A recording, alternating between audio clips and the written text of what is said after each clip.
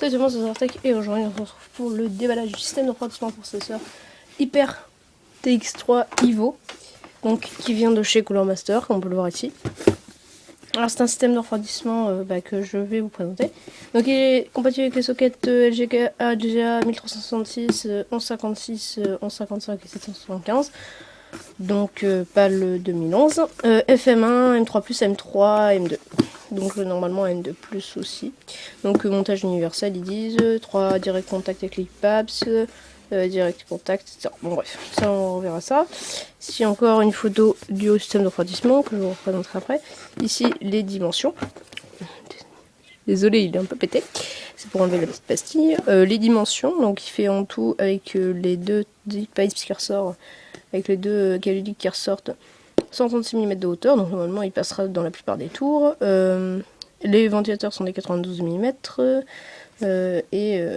Bon, en fait c'est des dimensions qu'on s'en foutra complètement. Je vous les redonnerai à la limite si vous voulez en commentaire. Voilà. Donc on retrouve une boîte d'accessoires blanche, tout à fait sympathique. Il va me falloir mes ciseaux. Évidemment, c'est une boîte ultra résistante comme d'habitude. C'est pas un couteau qu'il faut.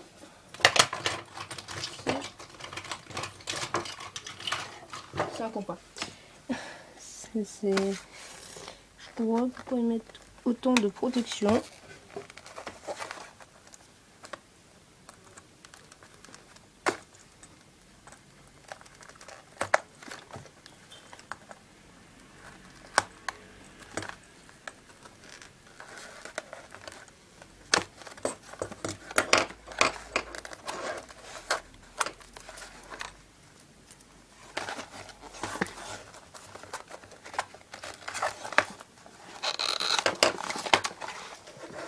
Donc, dans le bundle, on a des griffes. Ça, c'est les griffes Intel. Des griffes Intel à la volée. Ah, tout le beau griffe Intel. De la visserie et un peu de pasta. Des systèmes de fixation AMD. Du truc, ça doit être des systèmes anti-vibratoires, quelque chose du genre. Et des manuels. Donc voilà. Donc ils montrent comment les installer pour chaque socket. Ça c'est une telle. Et il doit y avoir... Voilà, ici c'est pour AMD. Donc ça je regarderai plus tard. Donc pas d'installation, pas de système pas de griffe pour leur deuxième ventilateur. Donc c'est du monoventilateur. Voilà, en fait ça c'est le système de levier pour AMD. Et ça en fait c'est des clips. C'est un peu plus simple pour Intel. Enfin c'est pas non plus très dur pour AMD, hein. C'est juste que là c'est juste des clips pour Intel. Voilà.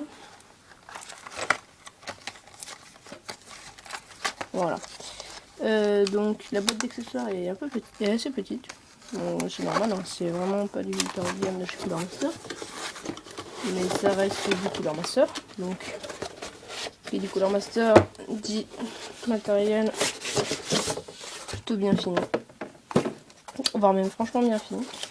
Alors on a carton. Ensuite, on a le ventilateur.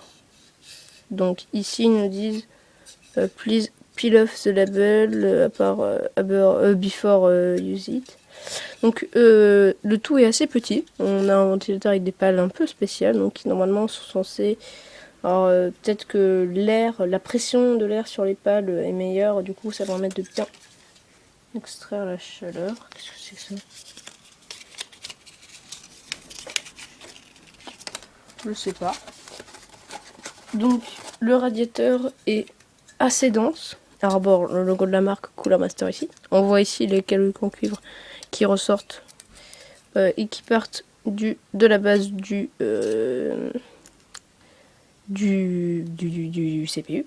Donc en fait, les caluques sont en contact direct avec le CPU pour assurer un meilleur refroidissement. Donc vous avez ici votre connexion 4 pins pour le ventilateur. Donc le ventilateur qui est un modèle 92 mm, je sais pas si je l'ai précisé. Ah si, en fait c'était bien un système pour fixer un deuxième radiateur, ce que j'ai vu tout à l'heure. Ce que j'ai dit c'était le système anti-vibratoire. Donc je sais pas ce que c'est, ce système, genre il y a des trucs psychédéliques là, c'est inutile. Mais bon, le radiateur est franchement bien fini pour le prix, les ajustements sont tout à fait précis. C'est pas du haut de gamme de chez Cooler Master, mais ça veut pas forcément dire que c'est mauvais. Donc on reconnaît également le Cooler Master ici. Le radiateur est relativement haut, ce qui permettra de... est relativement... oui. Bon, normalement, pas besoin de prendre le profile, hein, la vengeance passerait normalement. Et puis au pire, vous mettez votre... Non pas votre... comme ça dans votre boîtier, mais comme ça, hein, de face. Ce sera pas non plus extrêmement grave. Mais le meilleur, c'est en fait comme ça. En fait, là, imaginons que vous avez une vitre et vous voyez le ventilateur comme ça. Enfin, le radiateur. Donc, voilà. Alors, aucun risque pendant le transport, hein, puisqu'il arrive dans une mousse ferme, assez bien. Assez bien pour le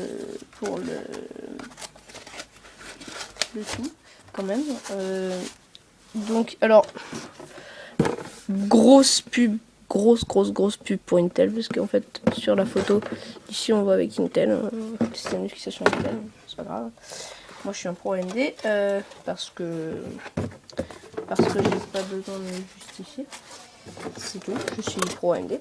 Donc là évidemment il arrive avec de la pasta, mais vous pouvez bien sûr, hein, ça il n'y a aucun problème, utiliser de la pasta de meilleure qualité, je pense notamment à de la Noctua ou de l'Arctic Cooling par exemple. Alors, Noctua ne faisant pas des 92 mm, je ne vais pas pouvoir remplacer les ventilateurs de base. Mais bon, Cooler Master, généralement, c'est pas non plus de la merde. Donc voilà, j'espère que cette petite vidéo rapide du système de refroidissement pour processeur HyperTX3 Evo, qui représente de l'entrée de gamme de Cooler Master, c'est-à-dire 20 €, vous aura plu. Normalement, il refroidit pas mal, surtout pour un petit processeur pas très cher, par exemple, je dis moins de 150, comme par exemple... moi je vais prendre un 6100, donc, enfin j'ai pris un 6100, donc normalement c'est parfait. Donc voilà, j'espère que cette petite vidéo vous aura plu. Moi je vous dis bye et à la prochaine. Allez, salut.